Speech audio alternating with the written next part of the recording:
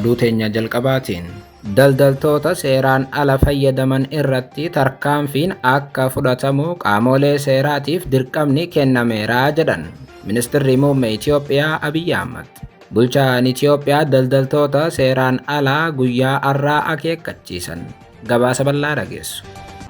Oduu biraatiin Pireezidaantiin mootummaa naannoo Oromiyaa obbo Shimallis Abdiisaa giiftii duree Itoophiyaa aadde Zinnaash Taayyaachoo galateeffatan. Haati manaa Ministeera Muummee Abiyyi Ahmad guyyaa har'aa Pireezidaantii naannoo Oromiyaa waliin Wallagga oolan. Gabaasa guutuu dhageessu.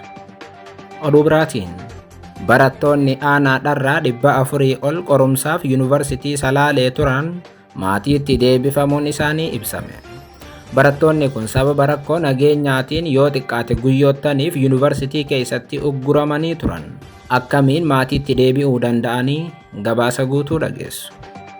Oduu biraatiin magaalaa Finfinneetti dhaabbilee daldalaa gatii hin malle dabalanii fi meeshaalee kuusan irratti tarkaanfiin fudhatame. Magaalaa Finfinneetti murtee tibbana mootummaan dabarse ilaalchisee daldaltoonni karaa seeraan alaatiin uummata irratti gatii dabalaa jiru jedhameera. Bal'inaan dhageessu. Akka mooltan daawwattootaaf hordoftoota aanolee Global Media oduuf odeeffannoo keenya galgala kanaa qabannee dhufneeti jirra. Odeeffannoo keenya ijoo isaan madhageessan guutuu isaa isin biraan geenya. Haga xumuraa sagantaa keenyaatti dhaggeeffachuun yaada qabdan gara koomentiitiin nuuf barreessaa. Viidiyoon keenya namoota hedduu bira akka dhaqqabuuf ammoo like, share, subscribe godhuun dagatinaa isiniin jenna. Kallattumaan gara gabaasa bal'aattiin isin qajeelcha. Oduu teenya jalqabaatiin daldaltoota seeraan ala fayyadaman irratti tarkaanfiin akka fudhatamuuf qaamolee seeraatiif dirqamni kennameera jedhan Ministeerri Muummee Itoophiyaa Abiyyi Ahmad. Ministeerri Muummee Itoophiyaa kana kan dubbatan guyyaa har'aa murtee mootummaan isaanii dabarse ilaalchisuun qaamolee garaagaraa waliin wayita mari'atanitti ture. Ministeerri Muummee Itoophiyaa Abiyyi Ahmad imaammata diinagdee haarawaa irratti qaamolee dhimmi ilaallatu waliin guyyaa har'aa wayita mari'atan. Daldaltoonni haala uumame kana akka carraatti fayyadamuun seeraan ala dantaa isaanii galmaan ga'achuuf kanneen hojjetan akka gocha isaaniirraa of qusataniif ni hojjannaa jechuun dubbatan. Bulchaan Itoophiyaa qaamolee garaagaraa waliin erga mari'atanii booda yaada kana miidiyaa hawaasummaa isaanii irratti kan maxxansanidha. Riiformiin diinagdee waliigalaa irratti taasifame addatti bahee baay'eedhaan kan ilaalamu osoo hin taane kan waan hunda hammatudha jedhan Abiyyi Ahmad barreeffama miidiyaa hawaasummaa isaaniitiin barreessaniin. Falaasama ida'amuu keessatti waan guddina waliigalaa fiduu danda'a jennee yaannu hunda erga gadi fageenyaan madaallee booda imaammata kana hojiitti hiikuu eegallee jedhan Ministeerri Muummee Abiyyi. Mootummaan keenya xiyyeeffannaan isaa harka qalleeyyiidha kan jedhan Ministeerri Muummee kanneen ammoo balaalee adda addaatiif saaxilamoo ta'an gargaaruudha jedhaniiru. Milkaa'ina riiformii diinagdee haarawaa kanaaf hirmaannaa fi qindoominni qaamoleen hundi oomisha alargii fi galii guddisuu keessatti taasisan bu'uura guddaadha jedhan. Uummanni hundi gama jiruun oomisha irratti xiyyeeffachuu akka qabu kan dhaaman Ministeerri Muummee Abiyyi. Kun ammoo riiformii kana galmaan akka geenyu nu taasisaa jedhan. Kana keessatti daldaltoota carraa kana karaa seeraan alaa fayyadamuu barbaadan seeraan akka gaafataman qaamolee seera kabachiisaniif dirqamni kennameera jedhan Abiyyi. Daldaltoota seeraan alaa irratti tarkaanfiin seeraa akka fudhatamu qaamolee dhimmi ilaallatu hundatti himuu kan ibsan Ministeerri Muummee Abiyyi dhimma kanarratti tarkaanfiiwwan dabalataa fuulduratti ni ibsamu jedhan. Kaan ammoo karaa miidiyaa biyyattiitiin hordofuu akka danda'an uummata biyyattiitiif dhaaman. Oduudhuma wal fakkaatuun magaalaa Finfinneetti dhaabbilee daldalaa gatii hin malle dabalanii fi meeshaalee kuusan irratti tarkaanfiin fudhatame. Kun ammoo Ministeerri Muummee Abiyyi Ahmad wayita ajaja dabarsanitti kan dhaga'amedha.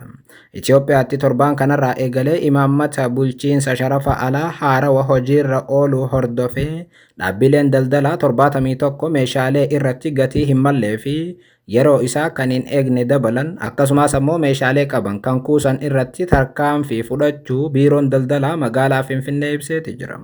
Daayirektarri koominikeeshinii biirichaa obbo Saawwinaat Ayyalaa akka ibsanitti kutaalee magaalaa hunda keessatti waliigalaan dhaabbilee daldalaa gocha kana raawwatan 71 saamsamaniiru jedhan. Fuuldurattis dhaabbilee daldalaa seeraan ala meeshaalee irratti gatii hin mallee fi yeroo isaa hin eegne dabalan irratti tarkaanfii fudhatu akka itti fufu biirichi ibseeti jira. Haaluma wal fakkaatuun biiroon daldala Oromiyaa daldaltoota odeeffannoo dogoggoraatiin gatii meeshaalee ol ka'a jechuun gatii hin malle dabaluu, meeshaalee qaban dhoksuu fi kuusuu irratti xiyyeeffatan akka irraa of qusatan guyyaa kaleessaa hubachiiseeti jira. Ministeerri muummee Abiyyi Ahmad daldaltoota gatii hin malle meeshaalee irratti dabalan har'a irraa jalqabee qaamoleen seeraa tarkaanfii akka fudhatan ajaja dabarsuu oduudhuma ammaa keessatti kan dhageessanidha. Oduu biraatiin Pireezidaantii mootummaa naannoo Oromiyaa obbo Shimallis Abdiisaa giiftii duree Itoophiyaa aadde Zinaash Taayyaachoo galateeffatan. Giiftii duree Itoophiyaa aadde Zinaash Taayyachootii fi pireezidaantii naannoo Oromiyaa obbo Shimallis Abdiisaa har'a Wallagga oolan. Akkuma oduu ganamaa irratti isin biraan geenyee turre guyyaa har'aa warshaa daabboo magaalaa Naqamteetti ijaarame giiftii duree Itoophiyaatii fi pireezidaantii naannoo Oromiyaa eebbisaniiru.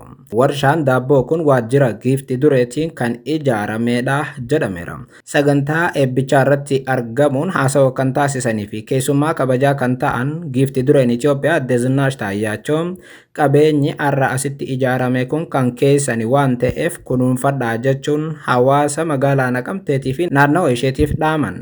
Giiftii dureen Itoophiyaa haasawaa har'a taasisanii nageenya keessan eeggachaa warshaan daabboo ijaarame kun qabeenya keessan waan ta'eef kunuunfattanii akka itti fayyadamtaniin isiniif dhaamaa jedhan. Pireezidaantii mootummaa naannoo Oromiyaa obbo Shimallis Abdiisaa gama isaaniitiin giiftii dureen manneen barnootaa naannoo Oromiyaa keessatti fakkeenyummaa ta'an ijaarsisuun manneen barnootaa hedduu naannoo Oromiyaatiif gumaachuu isaaniitiif galateeffatan. Obbo Shimallis itti fufuun magaalaan Naqamteetis giddugala Oromiyaa lixaa ta'uun guddinni ishee itti fufaa jedhan. Warshaa daabboo ijaaramee guyyaa har'aa tajaajilaaf banaa ta'e kanaas kunuunfachuun rakkoon dhiyeessii daabboo akka hin jiraanneef kutannoon hojjechuu qabdus jechuun hawaasa lixa Oromiyaatiif dhaaman. Waggoottan 6 darbee rakkoo nageenyaa keessummeessaa kan turte lixi Oromiyaa haalli ishee amma tasgabbaawaa jira jedhameera.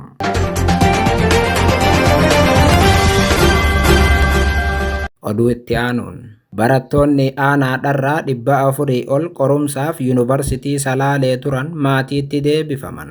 Barattoonni kun qorumsaaf yuunivarsiitii seenanii sababa rakkoo nageenyaatiin yuunivarsiitii keessatti ugguramanii turan. Godina Shawaa Kaabaa aanaadharraatti barattoonni qorumsaaf yuunivarsiitii Salaalee turan maatii isaaniitti deebifamuu har'a BBC'n gabaaseera. Barattoota qorumsa biyyaalessaa kutaa 12ffaa fudhachuuf yuunivarsiitii Salaalee seenan keessaa barattoonni aanaadharraa irraa dhufan 395 erga qorumsa xumuranii sababa rakkoo nageenyaatiin osoo gara maatiitti hin deebi'in torbee lamatti dhiyaatuuf yuunivarsiiticha keessatti ugguramanii turan. Yuunivarsiitii Salaaleetti daayireektara qunnamtii uummataa kan ta'an Dr. Yashimmabeet Boggaalaa BBC Afaan Oromootti akka himanitti barattoonni kunneen roobii ganama sa'aatii 12 irraa eegaluun gara aanaadharraatti deebi'aniiru jedhan. Barattoonni mooraa keessa turan hundi isaaniitu gara maatiitti deebi'aniiru nagaadhaan ga'uu isaanis mirkaneeffanneerraa jedhan. Daandii magaalaa Fiichee irraa gara aanaadharraatti geessu sababa hidhattootaatiin rakkoo nageenyaa kan qabu waan ta'eef tajaajilli geejjibaa daandicharratti taasifamu erga addaan citee bubbuleera.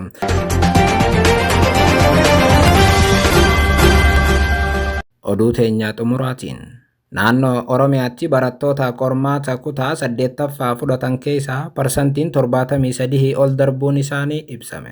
Biiroon barnoota naannoo Oromiyaa firii qormaata naannoo kutaa 8ffaa fi kutaa 6ffaa bara 2016 kaleessa galgala ifoomseera.